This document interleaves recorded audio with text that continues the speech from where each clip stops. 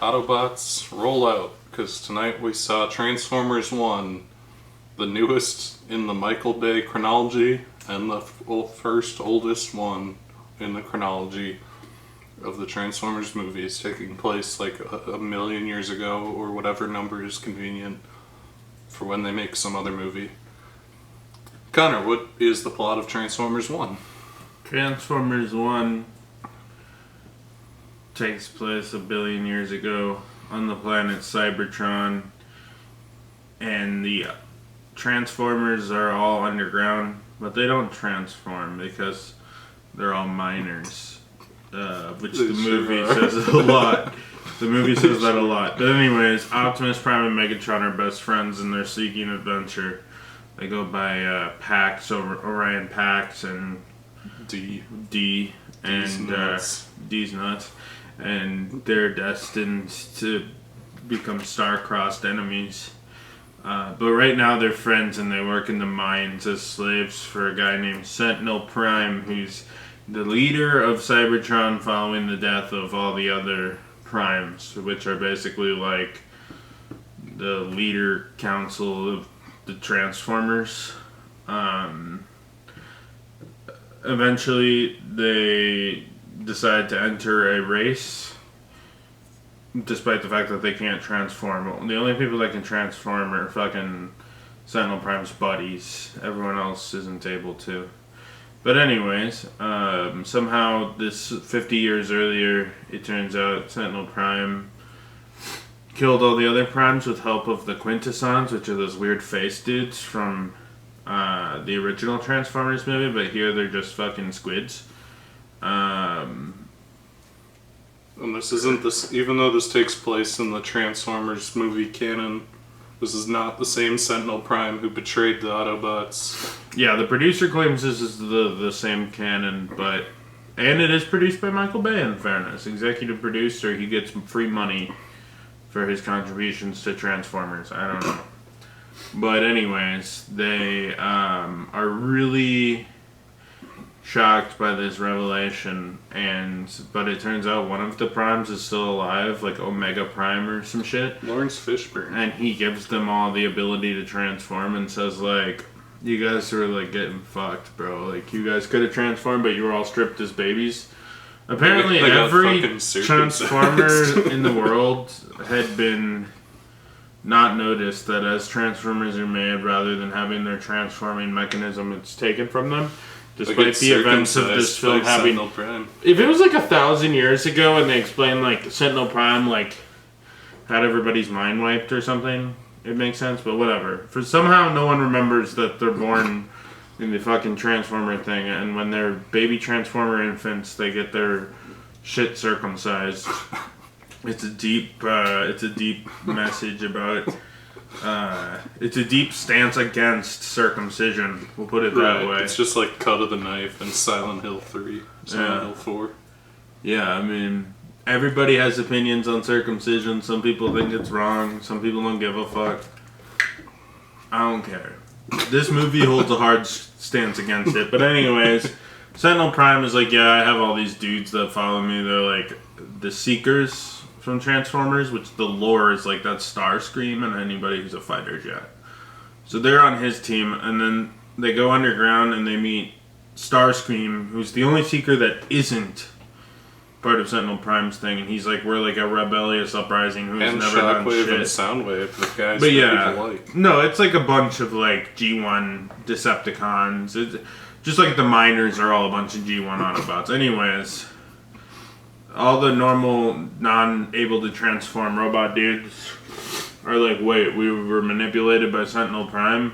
And all the old people were like, yeah, we just forgot about all this other shit that happened, apparently. So then they rise up against the oppressive menace of Sentinel Prime and his Seekers, and they win. But then Megatron gets the super god power transformer device from Sentinel Prime, which allows him to become full Megatron instead of partial Megatron, and Optimus Prime falls to Cybertron's core, and he meets Primus, who makes him a super Optimus Prime, and the pair have their final climactic battle, and Optimus Prime's like has his little speech, and he announces that he's formed a new organization called the Autobots to fight and eradicate the Quintessons. And he's gonna kill them all. Because as I established many times, Optimus Prime is a fucking psycho. And he's like, I'm gonna slaughter each and every Quintesson. And hey, but he let Megatron live, and he got all preachy about killing Sentinel Prime for some reason, even though Optimus kills like 1,000 of Sentinel Prime's followers in this movie. Yeah, it's kind of the dilemma of some movies where it's like for example, Star Wars Episode 3. They're like, don't kill Count Dooku, man. The man who started the Clone Wars, or who everyone thinks started the Clone Wars and was like mega genocider. They're like, I mean, that's fucked up, dude. To be fair, he literally got disarmed. To be fair, true, but in the case of the Clone Wars, or in the case of Episode 3, they were just killing a bunch of robots that weren't real. They weren't alive. Yeah, but they were like they were killing the Geonosis. Yeah, that's true. But number 2. But yeah, and the in this Clone movie, Wars cartoon, though, like, Optimus Prime and Bumblebee are like cutting robots in half and like ripping their skulls out and high-fiving, and then then he's like, Megatron, it's a step too far to kill this Him guy. And Bumblebee, he applauds Bumblebee's slaughter of countless individuals. So there's that. But anyways, the Decepticons aren't really, like, they're forms, they fuck off. But they're not officially the Decepticons yet for whatever reason, and Optimus is like, well, I'm defending this place, and also he like magically uses the power to like restore the ocean of Cybertron, so all of the wildlife of Cybertron, which seems to be like one pack of 5 deer, like robot deers, are happy. And it's a message about how we should fight pollution. And we can still save the planet for the next generation. And so don't Aiden, circumcise your kids. And don't circumcise your kids. And if you're racing any minors, you isn't that crazy? Well, isn't that a son of a bitch? Minors with an ER to clarify, but they say it so many times.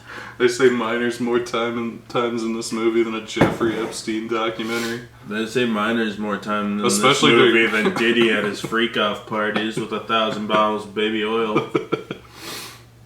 Especially in the racing scene where they're like, oh, the minors have taken up a good position now. And it's like, oh, God.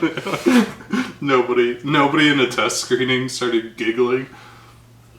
I guess, like, you can't call them slaves, because then someone's going to complain on Twitter about how it's, like, appropriating or some bullshit. Well, they're definitely slaves. They're absolutely slaves, but you can't call them that. Yeah. So I guess it's, like, minors or something wordy, like indentured servants or something, which doesn't really roll off the tongue. Which I feel like they'd still be like, so you're comparing Transformers to black people? Which, I mean, I think this movie slightly targets, because there are a lot of African American actors, and the movie cuts to Megatron's literally cheesy Malcolm X. Yeah, well, it also cut. Yeah, it is kind of a Martin Luther King Malcolm X deal. These are all things that came up at the pitch meeting. Like, the director's like, I am really against circumcising my kid, and they're like, the fuck are you? Why are you telling me this? And he's like, here's what I'm thinking. We have a whole plot about circumcision. Have you ever played Silent Hill 4? Yeah. So yeah, it's like a Martin Luther King. It's like the X-Men where, kind of. There's like the Martin Luther King Malcolm X comparison, except in this world, Martin Luther King is also a psycho, but then preaches at Malcolm X whenever he does something psycho. So there's a bit of a double standard there. Martin Luther King's out here just chopping down white people, and then he gets to fucking President Nixon's office, and he's like, actually, I don't think we should kill this guy. Yeah, he puts a hand on Megatron and he just says, Daddy, chill. And Megatron turns around and says, just a week ago we were minors, helping everybody. Sentinel Prime's freak out parties. Sentinel Prime's freak out parties with over 1,000 bottles of mechanical oil. Yeah. Seized by the Cybertronian authorities. Anyway. So that was the plot of Transformers. Aiden, what did you think of Transformers 1? And are you excited for its sequel, Transformers Series X? Series T. I'm sorry. It's a good movie with a lot of issues, and those issues are almost exclusively the big name voice actors that they got. Not Hollywood people. Yeah. Chris Hemsworth. The problem is they don't have voice actors. That's true. Chris Hemsworth is too rich to try as Optimus Prime and just sounds like Chris Hemsworth. He sounds like Jason Momoa.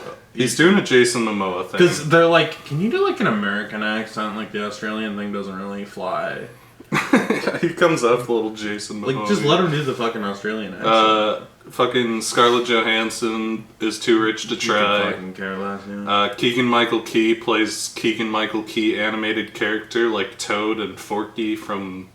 No, he plays one of the stuffed animals. Whatever. He plays the fucking annoying thing in Toy Story 4. One of many annoying things. And Keegan-Michael Key, every single scene in this movie, he plays Bumblebee. Bumblebee just chatters incessantly.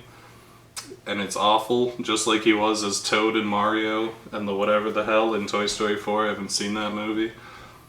Yeah, they're all terrible. The guy who plays Megatron is actually pretty good because he's not rich enough to not try. Yep. He's like the guy from Godzilla versus Mechagodzilla, Godzilla versus Kong.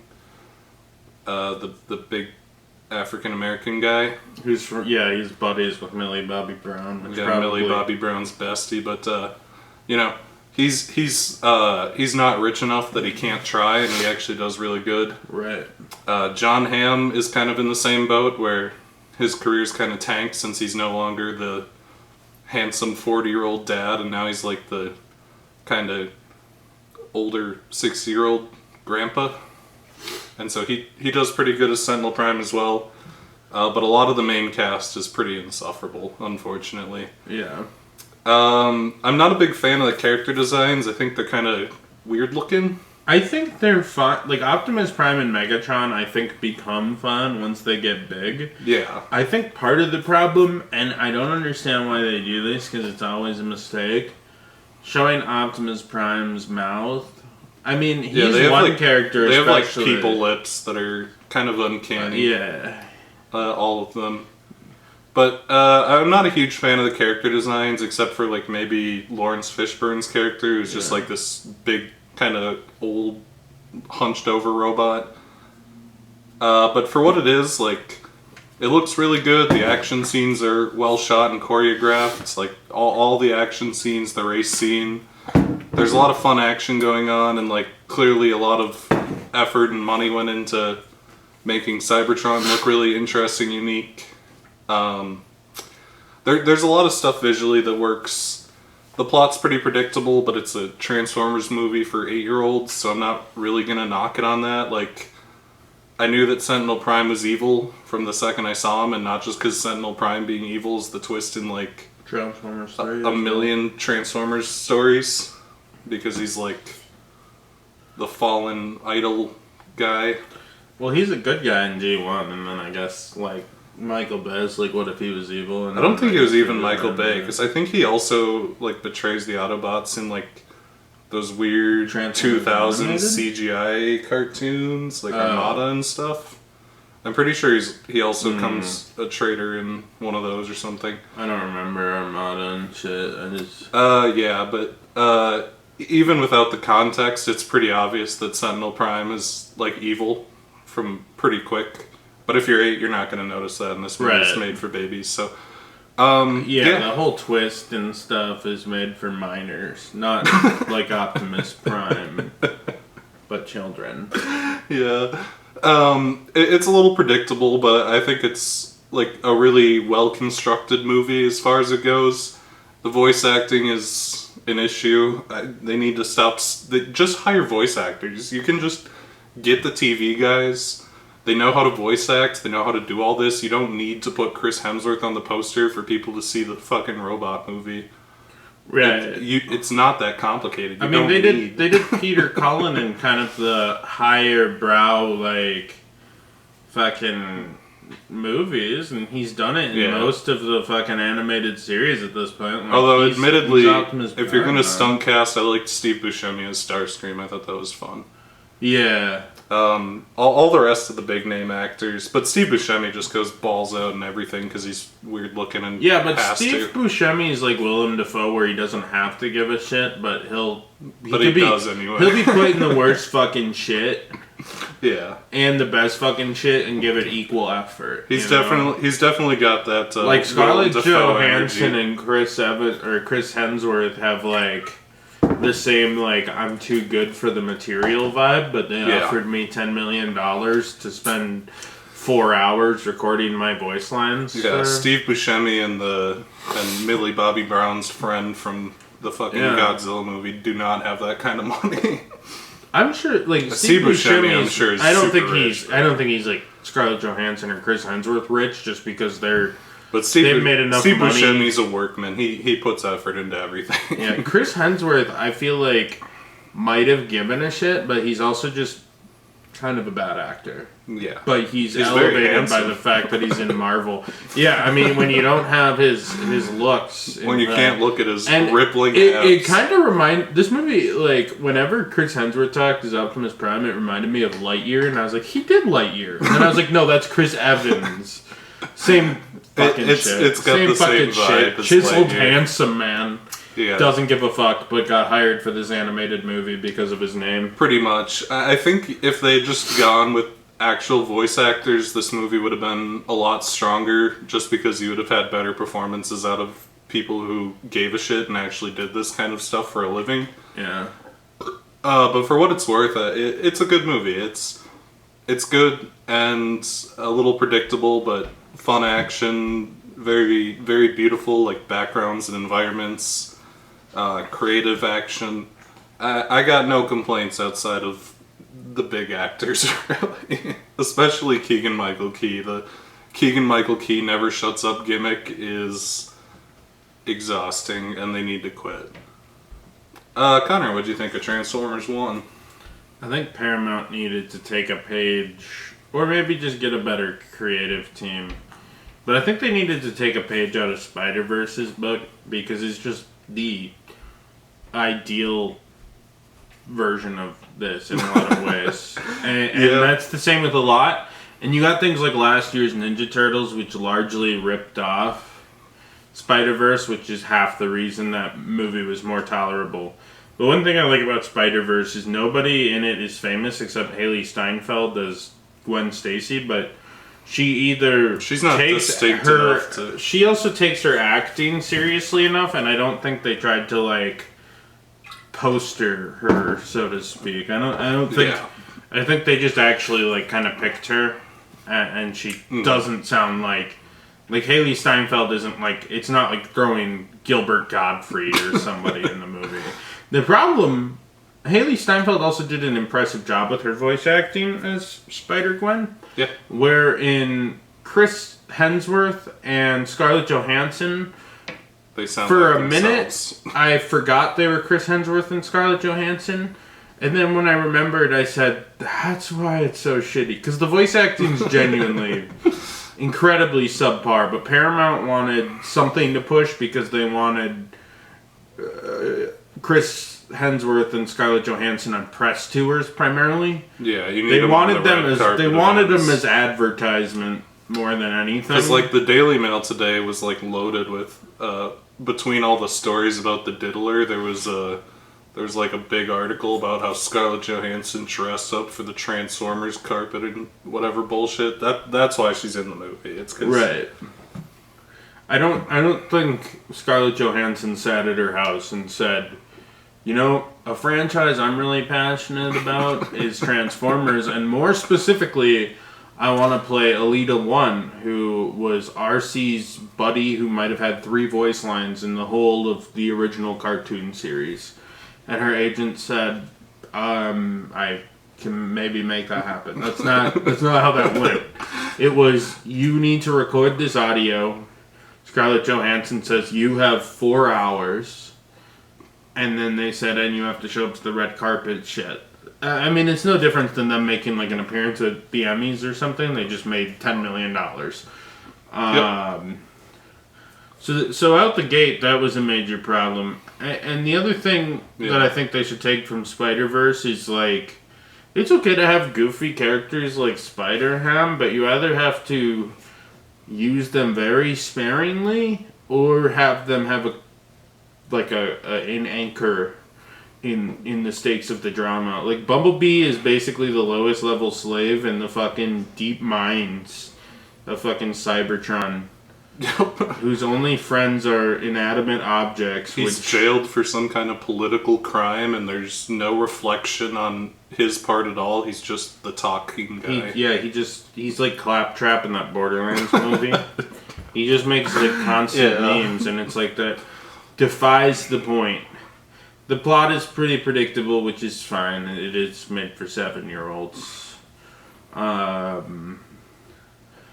But I thought like the animation of the transforming and the action was well done. It was well choreographed. I don't know if they had like stunt people do it or if they just made it, but it looked nice, and Cybertron looked nice, and it reinvented a lot of Transformers lore, which Transformers has definitely been leaning more on G1 post Michael Bay. Which I think is fine, because it's like the core. But the story of Transformers just constantly shifts, and this is another, like... They had to go back and shift. contextualize that weird line from Revenge of the Fallen, where Optimus Prime says him and Megatron used to be brothers, which is just not true. And go back and recontextualize it in this movie, and this is why this movie exists, because they were like buddies or whatever. This might be like a really large expansion of a random episode in G1, because you have Orion Pax. I remember him, and I think at one point he was like buddies with Megatron for 5 seconds, and then Megatron turned into like an evil dictator, and then he's like, I gotta become Optimus Prime, and they fought. I haven't seen the episode in like 20 years, but I think that's like something when the cartoon started to get stale during the end of the second season, they decided they needed to make the movie where all the Transformers get slaughtered, and this went a little lighter than that. There was some kind of graphic stuff. I couldn't really find the age range they wanted, because at times the movie feels like it's made for like young children, and sometimes it feels like they're going for like 13, 14. I don't know. Yeah, there's a lot of like robots getting just like Sentinel Prime in the end gets like ripped in half by Megatron. I know this was in the work stages when Rise of Beast came out and stuff. Like this movie's been cooking for a long time, and I guess this will probably be some sort of sub-franchise that's maybe canon to the reboot series that's also canon or something, but yeah, all the fucking shit doesn't really matter. The Transformers canon is such a fucking mess. I think they're the like, producers is like, the producer's just gonna say anything to make people go to the movie. Pretty much, I think when they did Bumblebee, they were like, this could be a Bay movie, but the Bay movies were already fucking convoluted. Plot wise, yeah, I mean, like Sam Witwicky's granddad was the fucking sailor, and then his great grandfather's King Arthur, and before that was probably like Jesus Christ, like Adam and Eve's child. Well, don't forget, it was Bumblebee. Jesus Christ Bumblebee came down in the something. 1920s and fought the Nazis with the U.S. government, and then the U.S. government forgot about him, and he flew back to space, and then in 2007 he flew back down. Right. And like a bunch of other shit, and like Transformers Rise of Beasts, the ultimate threat is, I guess, like not Galvatron, fucking Unicron. And then Optimus Prime forgets that Unicron exists, and also the G.I. Joes are there. And in Bumblebee, Bumblebee drives past Optimus Prime and like winks at him. But then Optimus Prime comes to Earth in 2007. I think Paramount kind of wholesale bought. It doesn't fucking matter. I think Paramount like wholesale got the rights to like the Hasbro franchises, which means their options are pretty limited unless they want to make a game on like fucking or film like a Monopoly. So I think their most viable creations are like Transformers or G.I. Joe. I think those are like the two established franchises that actually have a lot of characters and lore and stuff. Yeah. Because otherwise they do stuff for like Marvel and fucking Star Wars, but they don't have the rights to those and blah blah blah. So they have to go to these IPs owned by Hasbro, and the pool is shallow. So I would like to confirm to the audience that was unaware that the G.I. Joe Transformers crossover was confirmed and has been talked about a couple times. So I think that is fucking could happen. Probably I'll hear about it like 3 months before it comes out and be like, the fuck, they're making that? Which is how I kind of like the fact that I live in like I have no hype for any of these movies anymore. So sometimes it takes like I know about like the big ones, like I know Joker 2's happening and whatnot, and I moderately know about the Marvel schedule, but I still sometimes they surprise me with what isn't actually. It's kind of fun to just get caught off guard, and like a month before it comes out, it pops up on the AMC app, and it's like, oh. Or I guess we're going to see the like Marvels Craven. 2 in a month. Like, I thought Craven was a bluff when they released the trailer for it in, like, 2012 or something. Craven and looks now, like a 45 years after the first Craven trailer came out, there is a poster in theaters on the wall of supervillain movies. We don't just have poster walls of superhero movies, because at the theater, there was 3 movie posters in a row, and it was Joker 2, the musical, Venom 3, and Kraven the Hunter. Oh, I don't know which I'm more excited for. They all look horrible. The Joker musical is going to be a disaster that shatters everyone's conceptions of Joker. Venom 3 looks like more Venom, and I kind of like the first one. Okay, the thing about Venom 3 Venom is like 3 is like the weird horsey movie where Venom keeps turning into a horse for some reason. Well, all the Venoms are coming down, and it looks like it's shot and inspired by, to tie this back in, the Transformers movie, because like there's a shot of like Tom Hardy going at the sky, and then like 1,000 meteors are crashing down with little Venom characters. And then of course Kraven is, Kraven fights the CGI Rhino. Kraven is the Rhino looks so bad. Kraven is Morbius 3, following up on the masterpiece of the trilogy. Because there's the Venom trilogy, and then there's Sony begging to get a second successful Marvel film franchise going. Trilogy, which includes Madam Web, Kraven, and Morbius. And then there's Spider-Verse, which is kind of successful in spite of Sony, because I think there were people that wanted to make those movies, and Sony saw enough dollar signs that they were willing to fund it. And product placement opportunities. He'll be like, we're going to an alternate universe. And they're like, it's in the Stone Age, and then the caveman's on like a Vizio laptop regardless. He's using a Walkman. I'm so excited for Kraven. Oh, yeah, fuck yeah, I'm excited for Kraven. I think there's a real solid chance we got the actual biggest dud of the year still coming. I think Madam Web is the peak of the trilogy, but Kraven might outshine it. The CGI Rhino and fucking Aaron Taylor Johnson superhero movie where he runs around in leopard skin and he's like, people think I'm the bad guy, but the ultimate hunt is being a true hero or something. And fighting a giant cartoon rhino man. I think they should just do the Kraven Last Hunt plot. Like, I hope this movie makes $1 billion. Taylor Johnson killing himself. No, I hope this movie makes $1 billion so that they can do. It's called like The Last Hunt, and then Spider-Man's like, I misunderstood you or something, and you're a good guy. No, they get the rights to Spider-Man because it just made so much money that they let the rights lapse at the MCU. They cancel Spider-Man 4 to make the crossover. Or maybe Marvel just sees the dollar signs and Bob Iger like forces Kevin Feige to play ball despite Amy Pascal being like the bane of his existence, and he already has a fledgling universe and he's continuing to get bad press from people who think these mockbusters are actual Marvel products. So but I think the last shot of the movie, you know how like in all the Sam Raimi Spider-Mans, at the end, Peter Parker's crying and like holding the villain, and the villain's crying, and everybody's crying because they're misunderstood. Like Kraven's beaten up, and Tom Holland or whoever, maybe just like fucking bring Andrew back Andrew Garfield. Garfield or something, because Tom Holland's too busy like playing Aaron Taylor golf Johnson's laying on the ground bleeding after fucking and then he pulls Andrew out a gun. Garfield beats him up and he's like, I'm just a misunderstood hero. You don't understand. I took on a giant cartoon rhino, and then he pulls out a desert eagle and puts it to his chin. Yeah, I think they take the realism too. Like maybe bones fly out of his head, and he like starts like his ears and His like his eyeball mouth. gets dislodged from the socket and starts rolling around on the Yeah, ground. his brain splattered everywhere. There's bone fragments all over the ground.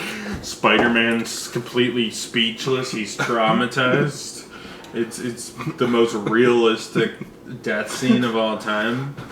And his head splits open and he looks like Sid the Sloth from Ice Age. And then he says, wow, this is... I guess the true Kraven is the Kravens we made along the way. But then maybe like... it's like Wakanda Forever, where Kraven's girlfriend goes to an island with her arm crossed or something, and in a little bassinet, there's like an 18-year-old Kraven in a little bassinet. Madam Web and Morbius will meet up and say we have to avenge Kraven and the Sinister Six. And then Michael Keaton walks up from the shadows. Tom Hardy's Venom and Willem Dafoe's Green Goblin is Sure, back. why not? And then The guy who the played sixth Sandman. one is Baby Kraven.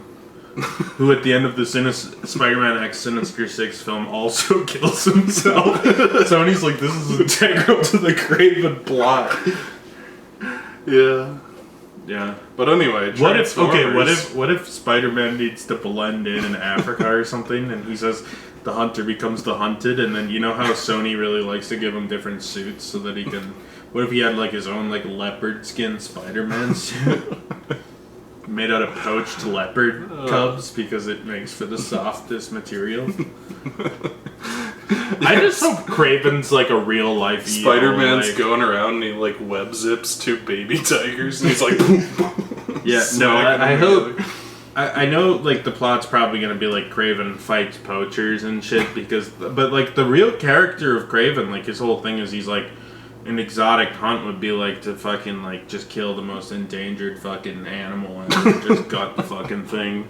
And that's what made him an evil character. I don't want to sympathize with him fighting poachers. Well, that's why he's a fucking poacher. That's why he's I hung the want him to rhino. be- He's the last of his kind. Opening shot. Craven's running through the woods. Aaron Taylor Johnson's shirtless, but you can tell he's, you can tell Aaron Taylor He Johnson's throws a compensating. machete through the neck of the last black rhino on Earth. He's in Africa and he's like, this is an endangered spider monkey. They can make him like an anti-hero and like the rhinos trying to protect the rhinos from Aaron Taylor Johnson poaching them. Oh yeah, that's why he's the villain. He's trying to protect the He's like, last I'm gonna black rhino poach in so the world. much. I'm gonna be stopping poachers so good, but they somehow have to like frame it that Craven's the good guy. I also picture a shot in The Last Hunt where Spider-Man's like, I'm faster than you on webs, you only got foot, and then he says, in the jungle, I'm faster, then he starts swinging from vines. Like Tarzan. It always comes back to Sony Pictures and Amy Pascal. And then so he's anyway. on his Vizio laptop, like looking up top 10 most endangered species on like fucking Showbiz cheat sheet or whatever. Yeah, it's like There's like a virus porn now that comes up. this breed of toucan has one surviving member and it's pregnant, and scientists are really hoping that it Really can excited. It's repopulate. supposed to have triplets and like, all that. There's one male and one female. And he's like, what if and they mate for life and they're in actual love and this is great because we were really scared that it would die there, and then he like slaughters the female in front of the male and the male gets so depressed that it starts smashing a coconut against its head. It pulls till out it a dies. little baby Revolt. bird-sized magnum. Oh, Puts it to and his- Craven's holding his hand. It comes back. It all comes full circle. Maybe his girlfriend tragically dies during the fight scene. Right. And then he has a flashback to the ape at the zoo. And he says, I finally understand the wrong in my life, Spider-Man. Tears rolling down his face. And then he says, also, I killed your Uncle Ben as well. I also killed Uncle Ben. Uncle Ben from Madam Web, they can get fucking Parks and Rec. They're like, you see, the Sandman thought he killed Uncle Ben, and then he's like behind the fucking wall, also in black and white, and then he runs up and shoots. The ultimate hunt, an elderly man. They CGI Parks and Rec's face over the fucking... Oh, right.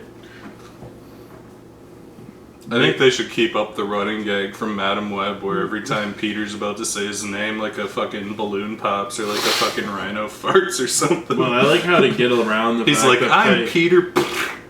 They're allowed to adapt Spider-Man Noir, but they can't call him Spider-Man, so they're just calling him Spider Noir, which I guess everyone's going to call him in universe in this Noir story, which Noir is like the genre. So I don't know what they'll call it. Maybe they'll call him like the Spider is a trademarked character, so like maybe they'll call him Spider Guy, or maybe they'll do something really cheesy like the 2000s like X-Men movie, or like Josh Trank's Fantastic Four, where he's too ashamed in his serious movie to call them the Fantastic Four, so like they dance around it the whole time. They'll probably have like a noir version of J. Jonah Jameson, who keeps printing newspapers and calling him like anything the Spider Phantom or something, and everyone's like, it's that Spider Phantom fellow.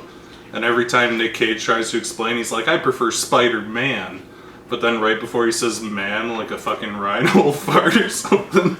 Yeah, okay. Also, they're not allowed to call him Peter Parker, so they're just calling him Ben Reilly, because...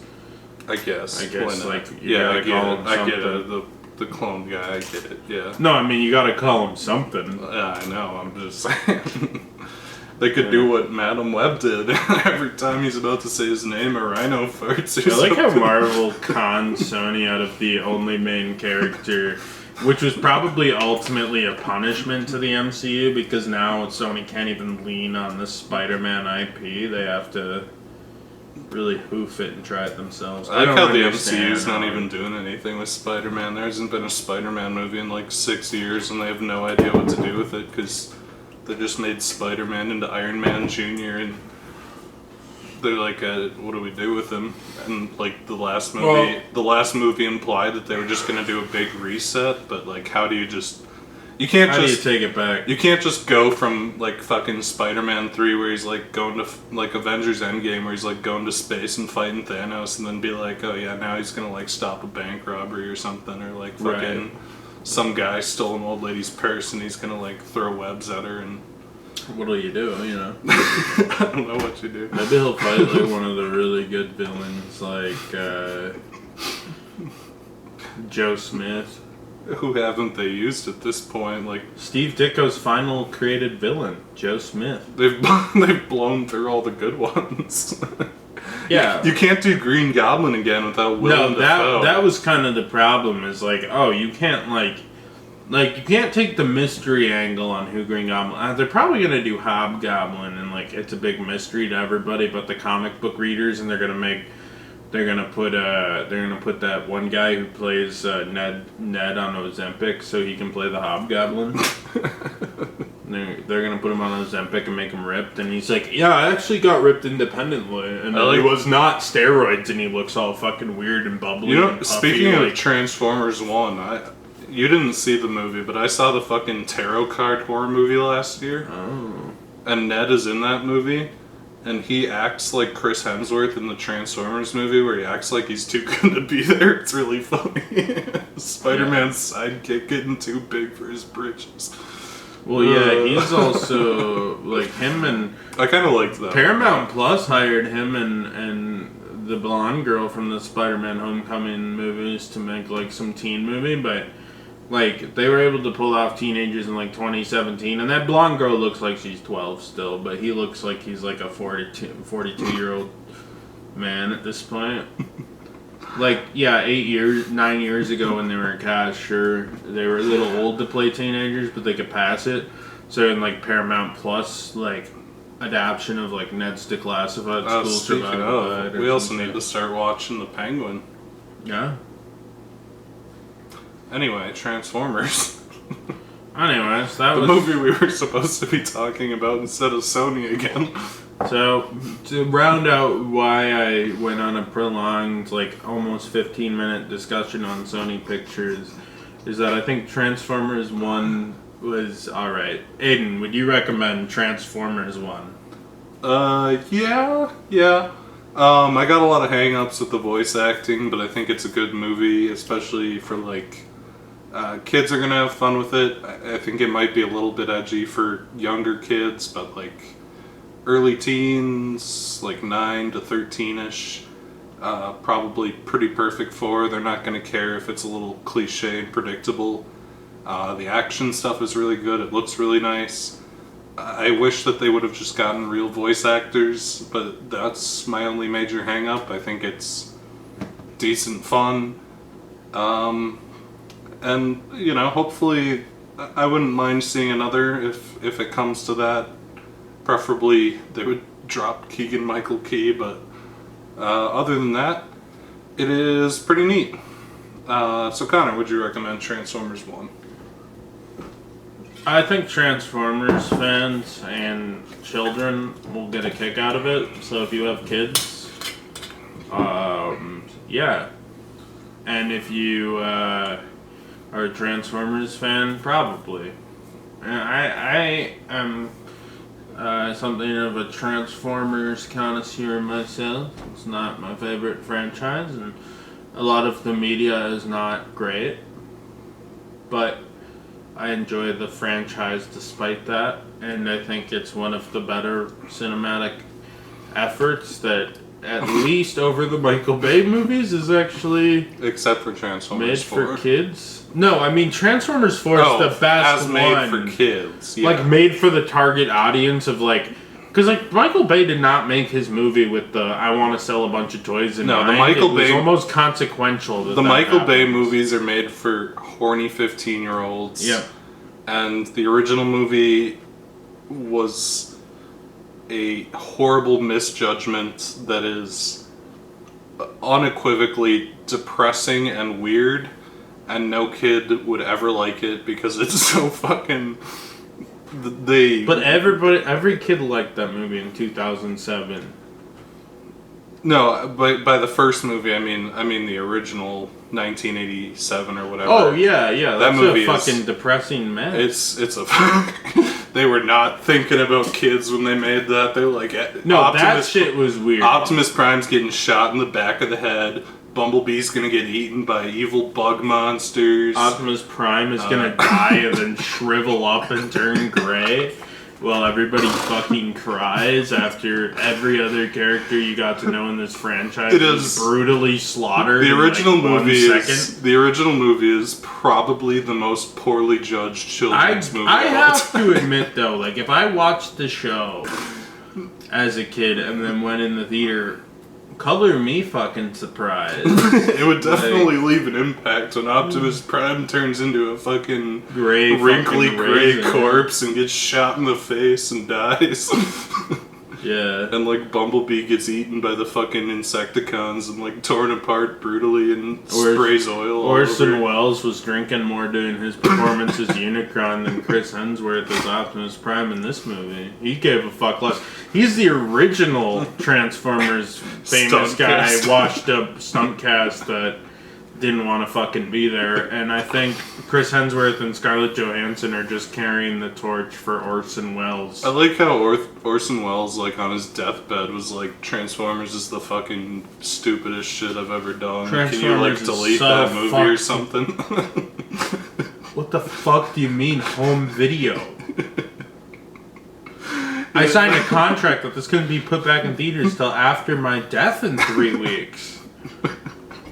Home video? So for the next 3 weeks, the final years of my life, I'm gonna have to live with the shame of the fact that I was a fucking giant evil planet. A very drunk giant evil planet. Yeah. So stupid. He was like, I was fucking Citizen Kane. I was the citizen. I was Charles Foster Kane, and now I'm fucking Unicron. He went straight from the set of that fucking wine commercial where he just kept chugging the bottles and getting increasingly more angry to the Transformers set. Yep. That's what happened. Yeah, no, the 1987 movie is probably the most, like, miscalculated move of all time as far as, like, entertainment for children goes. I want to write a book called Orson Welles from Citizen Kane to Transformers the movie and beyond to that fucking wine commercial. If he was alive to see that, he would probably shoot himself on the spot. Yeah. Orson Welles, the man who famously caused a mass panic with his War of the Worlds. A man about town in the 1920s to 1940s. The most famous man in the world. The man who invented the jump scare. Whose final act in life was playing Unicron in the Transformers movie. I mean, I guess he didn't invent the jump scare. He was along with, like, Jude Law was in that movie before he was famous as Rodimus. Weird Al Yankovic as Wreck-It Ralph. Oh, Weird Al really wanted to be there. Yeah, Weird Al. As Junkacron. No, I'm just saying, like, did you ever, like, Orson Welles ex Weird Al Yankovic, you know? It's kind of a duo for the centuries. Yeah. I mean, Matthew McConaughey famously got his start in the Texas Chainsaw Massacre 4, which upset him so much he kept that movie from releasing for 5 years. Yeah, Leonardo DiCaprio, like, bought one of the shitty movies he did right before Titanic and had it, like, canceled or something, so... Yep. If you get big enough and you have a big enough ego, you can get anything done. I do like that Matthew McConaughey had enough push that he could fight off his installment of Texas Chainsaw Yeah, Massacre. off the back of fucking the goddamn Richard Linklater movie. Where he plays the pedophile. Oh. What the fuck is that movie called? Fuck if I know. I'm pretty sure Where he he was played in a the fucking Disney movie pedophile. about surfboarding, too, at one point. You know, where he says, the best thing about 16-year-old girls is that I keep getting older and they stay the same age. It's the Richard Linklater movie, Dazed and Confused? No. Oh. Almost Famous? No. No, that wasn't Richard Linklater. I think it's Dazed and Confused. Oh, It's yeah, the one- Dazed and It's Confused. the one where he plays the pedophile. Yeah, that's the movie that made him big enough to almost get Texas Chainsaw Massacre 4 canceled. This is the most off-topic. In fairness, Dazed and fucking Confused Drunkview. is a good movie. Anyways, everybody, thanks for watching our review of this children's movie with content such as the movie, briefly, Sony Pictures Spider-Man movies, The Diddler. The Diddler got put in Arkham Asylum for having over 1,000 bottles of contraband baby oil. Engine oil. No, that was Prime in Simple his Prime. engine oil. Yeah, I mean, at least that was like we're attaching modern events to the literature. Circumcisions? We were talking about circumcision. Yeah, it's like when they make you read The Great Gatsby in school and they're like, does this make you think of anyone? Maybe like George Bush? Not really. It just aged you, man. Don't you think George Bush is probably looks at the green George light Bush across wasn't the even- lake or whatever? George Bush wasn't even the president when I was in high school. It was Obama, but you Yeah. can't say Obama was like the Yeah, weird it's like fucking... middle school, but I guess like I don't know if George Bush was the president when you were in middle school. I feel no, you probably were in middle school right when Obama became president. Yeah, but because you can't I say- was in middle school. You can't in say 2009. Obama's like a weird, horny, rich guy who stares Right. at green lights and wants to fuck white women all day, you know? You can't Maybe say he that. does. I mean, he probably does. Bill but- Clinton definitely. Bill Clinton is the great Gatsby himself. He's that great man, the Gatsby. He's like, I'm throwing the biggest party in the world, but we haven't seen Bill Clinton all day. And then they walk into his chambers and he's getting a blowjob from Monica Lewinsky. When I was in 9th grade, when we read The Great Gatsby, it was right when the fucking Baz Luhrmann movie came out. And we took a field trip to see the fucking Baz Luhrmann movie in theaters. It was fucking weird. But the DVD was out by the time I think It was fucking weird. I watched that movie in theaters too. And I also... The movie famously scored by fucking Jay-Z.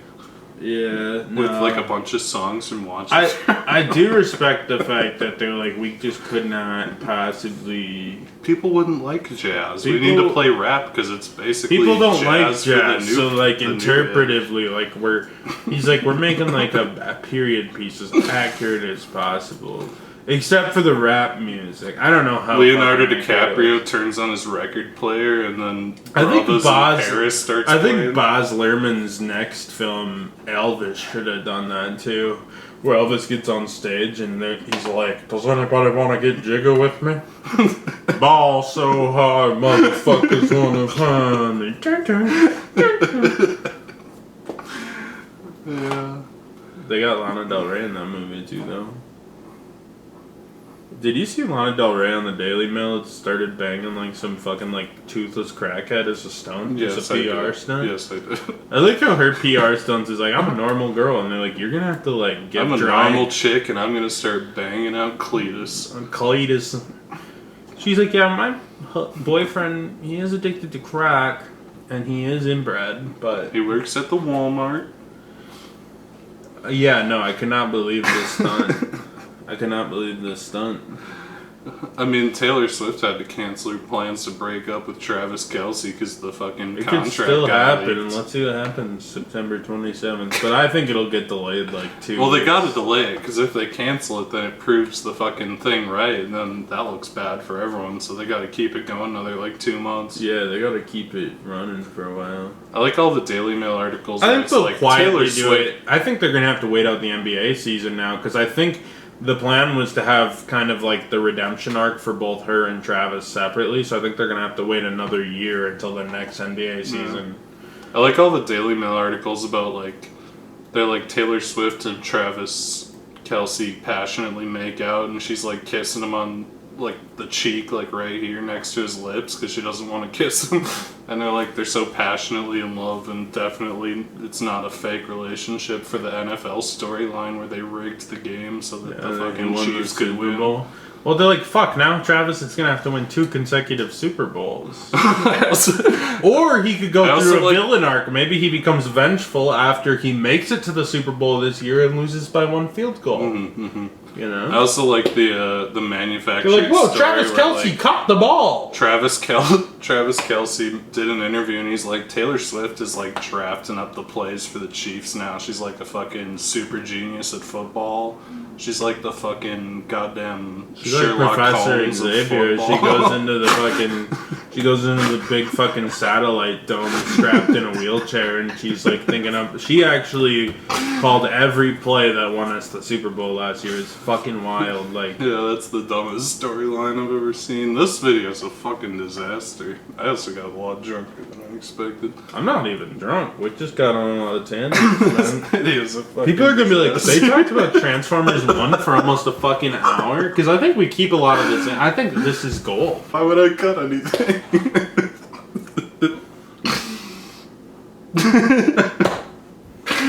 Now everyone's gonna think any abrupt cut. There's some things that get edited that are like the time. Remember that time in Superior where you edited and uploaded a Drunkview and didn't realize for half the video your penis came out through a fucking hole in your pants on the bottom? It was uploaded, And then we had to re-edit it. Cropped it to be like fucking our heads. Oh, don't forget the infamous review of the Wolverine. Logan, bro. Logan. Where the music is so loud you can't hear his tongue.